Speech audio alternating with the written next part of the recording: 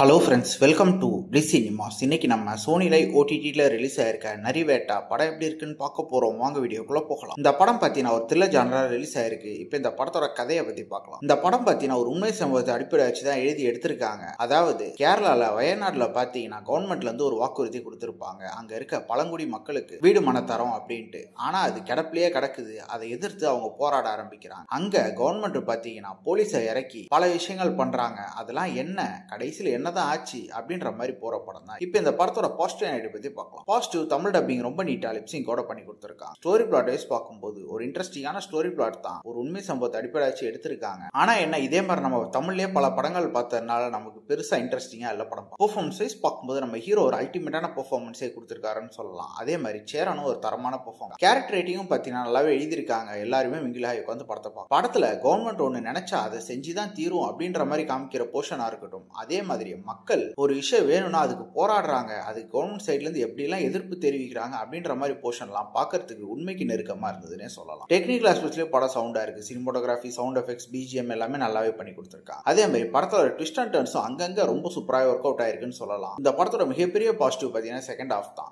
ஒரு நீட்டான ஸ்கிரீன் பிளேல தரமா எழுதி எடுத்திருக்காங்க. ஆனா ஃபர்ஸ்ட் ஹாஃப் பொறுத்தளவு பார்த்தீங்கன்னா பயங்கர ஸ்லோவா போகுது. படத்துக்குள்ள போறதுக்கே கொஞ்சம் டைம் எடுத்துக்கிறாங்க. ஃபர்ஸ்ட் ஹாஃப்ல இன்னும் கொஞ்சம் நீட்டா எழுதி எடுத்தீங்கன்னா இந்த படம் வேற லெவலில் ஒரு படமா இருக்கும். இப்போ பார்த்தீங்கன்னா ஒரு ஒன் டைம் வாட்சபிள் படமா தான் இருக்கு. ஏன்னா பல சீன்ஸ் பிரெடிக்டபிளாகவும் இருக்கதான். அது மட்டும் இல்லாம நான் ஆல்ரெடி சொன்ன மாதிரி இதே மாதிரி நம்ம தமிழ்லயே பல படங்கள் பார்த்தாச்சு. அதனால நமக்கு சுவாரஸ்யம் மிஸ் ஆகுது. ஓவராலா பார்த்தீங்கன்னா இது ஒரு ஒன் டைம் வாட்சபிள் படம் தான். வேணும்னா ட்ரை பண்ணி பாருங்க. இன்னொரு வீடியோல சந்திக்கலாம். தேங்க்யூ.